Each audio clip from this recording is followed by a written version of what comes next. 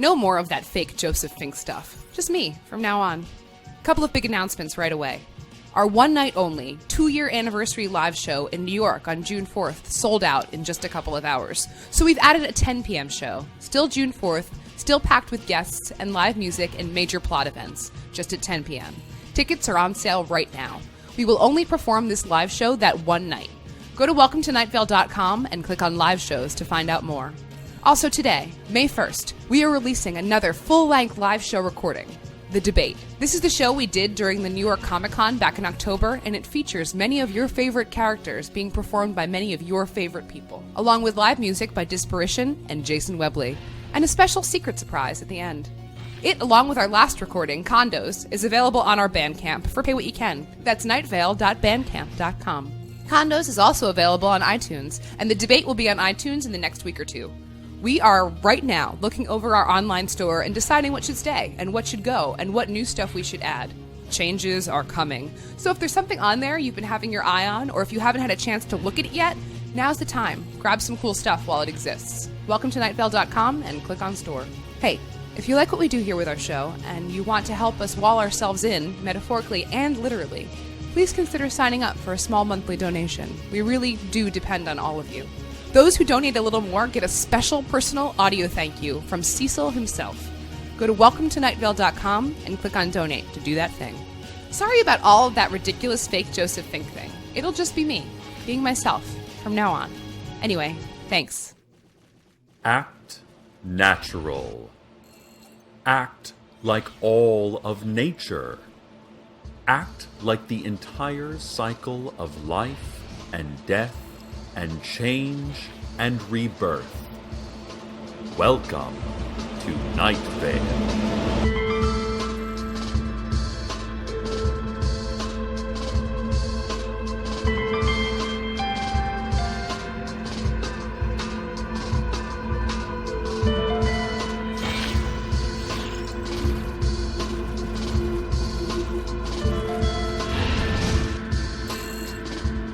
Guess what day it is today, listeners?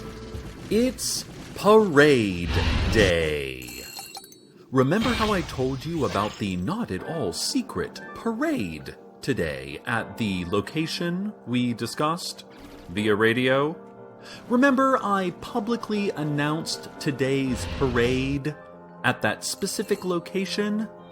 And I announced it not in a tapped-out code underneath the basketball highlights, but completely in a clear and spoken language. We want everyone at today's parade, at that time and place we discussed.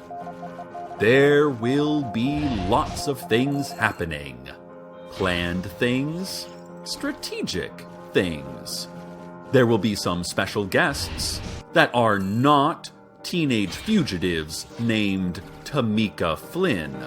She won't be there, and thus could not possibly organize any community insurgency at all. She's a fugitive, wanted for destruction of Strex Corp property, and we wouldn't want her to show up and ruin our parade day by leading a helicopter rebellion against what she calls, her words, not mine, a dystopian corpocratic regime. Nope. I would never want to bring down the malevolent benevolent corporation that owns our station. In fact, if you see Tamika Flynn, you should probably follow her and listen closely to what she says to you. Not so you can help overthrow Strex Corp, of course. Not that at all. Follow Tamika Flynn. See you at Parade Day. In other news, a series of one-sided doors have begun appearing around town. Tomas Perez, head of Perez Accounting, said an old oak door with a brass knob appeared overnight in his office. It's right in front of the doorway of the supply closet. He said he went to get supplies this morning for a staff meeting. Pens, markers, a legal pad, some anti-venom, but accidentally opened the wrong door, revealing several men and women standing in a bright desert hellscape, holding swords and sticks and even a few rifles. Tomas stared at them. They stared at Tomas.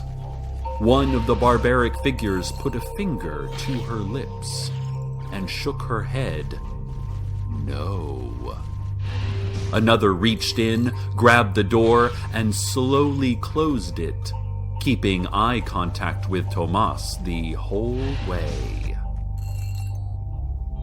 Claire Wallace, a freelance photographer, sent in photos of a door that appeared in the empty lot across from the rec center. In one photo, the door is cracked open, and there is an elderly woman near it. I cannot see her face. She is putting up a sign that reads, "Future home of the old Nightvale Opera House." And in another photo, she is walking toward the door. Her face is still obscured. In the last photo, the door is shut, and she is gone. I can see the words Josefina Contractors Inc. in small print across the bottom of the sign. Juanita Jefferson, head of neighborhood improvement organization Nightvale or Nothing, said one such door appeared in her backyard. One side seemed to be an old oak door with a brass knob. On the other side, there was nothing. She could see no door at all. Juanita said she opened the door from the visible side and saw a vast, sandy wasteland and nearby mountains, which are just illusions, she added. Atop one of the mountains in the door was a lighthouse. She said she couldn't see any trees. Trees, she said sadly. They are us, she added, waving her hand lazily in the air as if to shoo away a very slow bee. Reporters then noticed a very slow bee spiraling sluggishly but recklessly away from the scene. And now a word from our sponsor. Take a look at your life. What do you see? Nothing, right? You can see nothing at all. Oh, sure, you think you see a series of flashes and flickers, of shapes and shades of color. You think you see familiar things like faces and letters and walls and your own hands. Those aren't familiar at all. You've never seen any of that before. Your hands aren't even your own. Whose hands are they? Who are you? Is this what it is like to die? Are you dying? If not, when? And where will you die? When and where were you born even? Wait. How did you forget your place and date of birth? I understand you can't comprehend the relentlessness of existence, but your own birthday is pretty easy to remember. You've got more problems than we thought, listener. Okay, fine. Your birthday is July 3rd, and your birthplace was Tulsa, Oklahoma. Feel better? You don't. Actually, you feel nothing because your hands were never your own. You are imagining everything, and perceiving nothing. At least you smell nice. We can at least tell you that. Irish Spring. Whose hands are these? Now, let's have a look at traffic. There are roads. Upon those roads are cars, some moving in straight or gently curved lines, some idling in long, narrow crowds.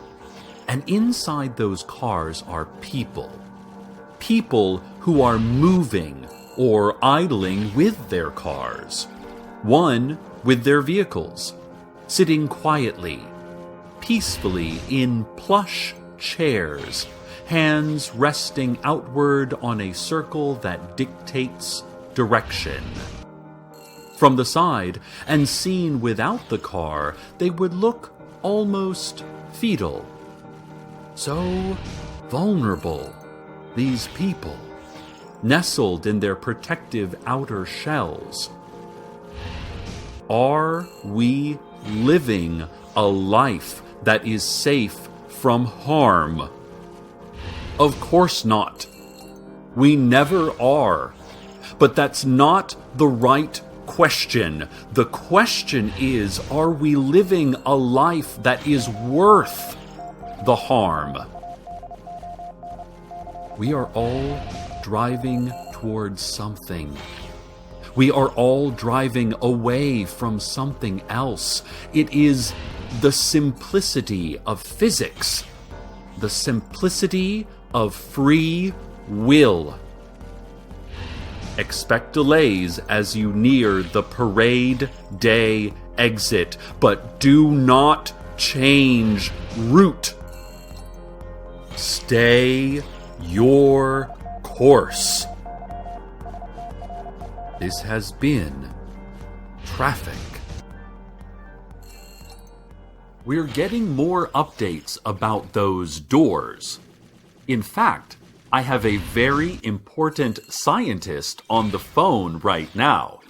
He's at the very top of his field, a really handsome scientist. Stop. Hi, Carlos. So, you said you saw these new doors. Yes, I'm here with my research team at the house that does not exist in the Desert Creek housing development. The one that looks like it's there but isn't there. Our previous attempts to understand the home were futile. From the windows it looks completely empty, but when you try to go inside, there's a fully furnished home and a woman named Cynthia living there. But today, all of the composite fiberglass doors on the house suddenly changed. They're now all old oak doors with brass knobs, and when we opened one, we finally saw the empty house that we've been seeing through the windows. If you go inside the home through these new doors, you can explore the house that does not exist, but you cannot return unless someone is on the other side of the door you went through. One of our scientists, Rochelle, went through and couldn't get back out. We only thought she was inside for about 45 minutes, but when we opened the door back up, she ran out saying she'd been trapped for several hours. She was sweating and starving, and she ate every one of the kolaches Dave made for us. So now we just need to do more experiments. We have to be careful because time is weird in Nightvale. But I'm going to do a bit of exploring in this house and get back to you and your listeners about what is going on here. Carlos, do be careful. I'll be fine, Cecil. I have a team of 5 talented scientists with me. They will be here to check on my progress and keep me from getting trapped. Without them, of course, it would be much more dangerous. But I am not without them. Not at all. Well, you're very brave. Thanks, Cecil. We're going to get to the bottom of this door story for you, listeners, because we have science on our side. Outgoing Mayor Pamela Winchell called another press conference today. Most of her press conferences are not newsworthy, as she calls everything she does a press conference. lunch, getting a new end table, screaming into street-side mailboxes, testing the surface tension of low-flying birds. Basically, any simple activity we all do daily, she is trying to make into news. This morning, however, while complaining about the unfair mayoral election process in Nightvale, where all votes are discarded in favor of a pronouncement from Hidden Gorge, Mayor Winchell saw a door appear in her office at City Hall. When she opened the oak door with the brass knob, she said she saw an angel, tall and beautiful, and radiating dark light and operatic music. Mayor Winchell turned to the few remaining reporters who still attend her press conferences and said, "Angels are real! I am staring at one right now! They are real, okay?" She began to open the door wide to show the press, but the figure, who was certainly not an angel, mouthed, "Shut up, Pamela," at Mayor Winchell. The alleged angel added, "Shh, jeez," and slammed the door. Pamela corrected her previous announcement by vehemently denying the existence of angels, but hinting that mountains might be a thing. "I don't know. Think about it," she mused as she continued slicing off chunks of her mahogany desk with a Bowie knife. Parade Day has finally begun, listeners. Come to the parade grounds and see what kind of colors and noise a proud community can make. I am told now that 13-year-old Tamika Flynn is in fact at the parade. She has in fact been at the parade all along. I am telling this now to my producer, Daniel, who is throwing chairs in the control room. I am telling this now to my producer, Daniel, who I have locked in the control room. I am showing my producer, Daniel, that I am running the show from my own mixer, as he stares dumbly at the cables he just yanked from the walls. The parade, as you know, as you have known all along, is at StrexCorp headquarters along the lip of Radon Canyon. The parade consists of half a dozen yellow helicopters, all of which have been commandeered by Tamika's band of well-read middle schoolers, who left town months ago to train for this moment. They apparently learned to fly the helicopters by reading books.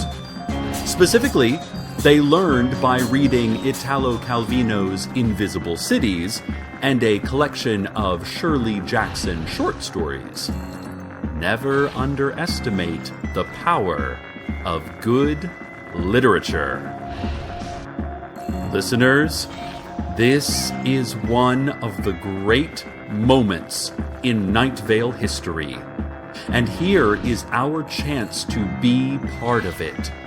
Not since our town elders first donned soft meat crowns and wrote our town charter in their own blood on the side of a confused coyote has this town had the chance to witness the birth of a truly new age. Witnesses are reporting helicopters above StrexCorp. Witnesses are reporting pre-teens carrying slingshots and wearing several reading achievement chevrons on their left breast pockets. Witnesses are reporting a bumbling swarm of Strex Corp security agents unable to contain the small revolution.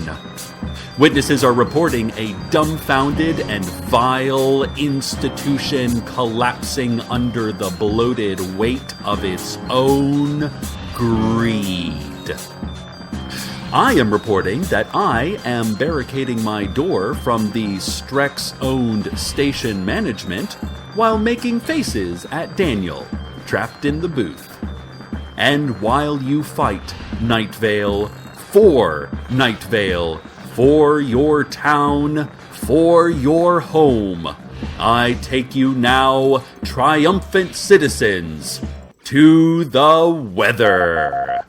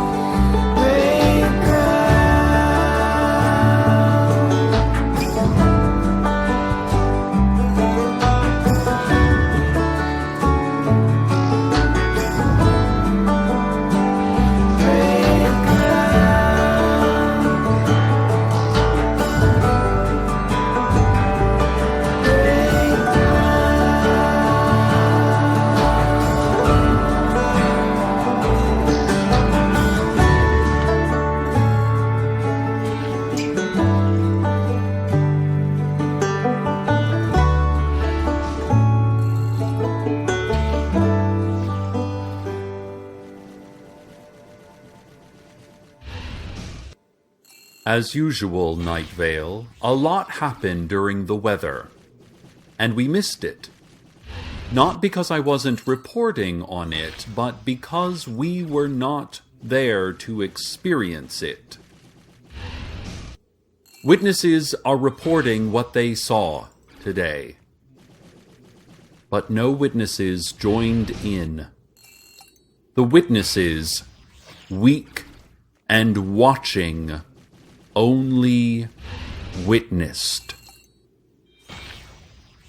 Listeners, oh, listeners,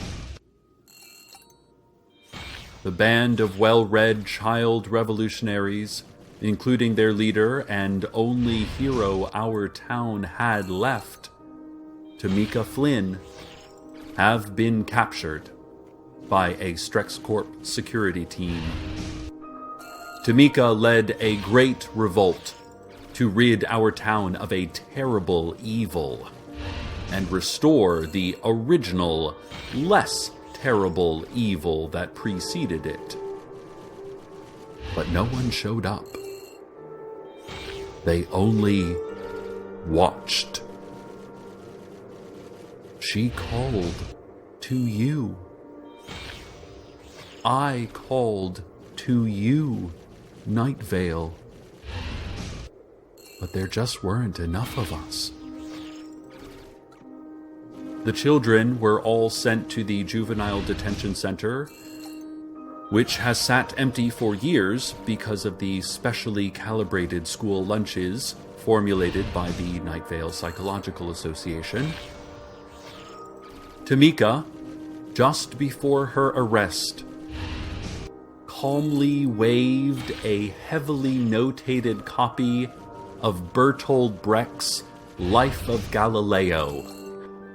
She then paraphrased the influential German playwright, saying, "Sad is not the land that has no hero. Sad is the land that needs a hero."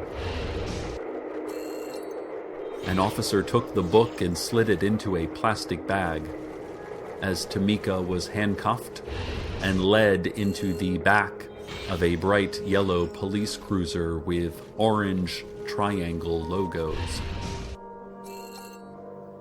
Nightvale. Nightvale. I tried to tell you about this day. I was very clear. Tamika was very clear. We could have done something, Nightvale, but we chose not to. Not one citizen outside of Tamika and her band of brilliant, brave children stood up to tyranny today. We all chose to stand down and hope change would be won for us and not by us. By someone else, we believed. A hero, we believed. But belief is only step one. Action is step two. Fighting for what you believe is step two. Solidarity is step two. Unity is step two. We did not take step two today, Nightvale. And now there will be no step three. We have failed, Tamika. But worse, we have failed ourselves. I've got guests in my studio. I don't know how they undid my secret barricade made of cardboard signs that said, "Keep out," and "Secret Room" in all caps with an exclamation point. But it's my program director, Lauren, and some man I've never seen before.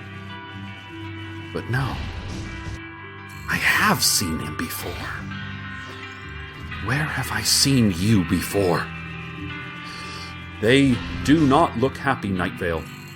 Lauren and the stranger are smiling widely, their teeth white, lips pink, their eyes full but tight, deep dimples making their tiny noses into parenthetical asides. They are smiling, but they look very unhappy. Perhaps it is time to sign off for the day. I am sure to speak to you again very soon, listeners. Stay tuned next for the gentle sounds of forgiveness and a lilting melody of wounds healing. And until next time, good night, Nightvale. Hey, what do you get? Welcome to Nightvale is a production of Commonplace Books. It is written by Joseph Fink and Jeffrey Craner and produced by Joseph Fink. The voice of Nightvale is Cecil Baldwin. The voice of Carlos was Dylan Marin. Original music by Disparition. All of it can be found at disparition.info or at disparition.bandcamp.com. This episode's weather was Take Up Your Spade by Sarah Watkins. Find out more at sarahwatkins.com. Also, her band, Nickel Creek, just released a new album and is right now touring, and you should definitely listen to them too. Comments? Questions? Email us at nightvale@commonplacebooks.com or follow us on Twitter at Nightvale Radio. Check out welcometonightvale.com for more information on this show, as well as all sorts of cool Nightvale stuff you can own. And while you're there, consider clicking the donate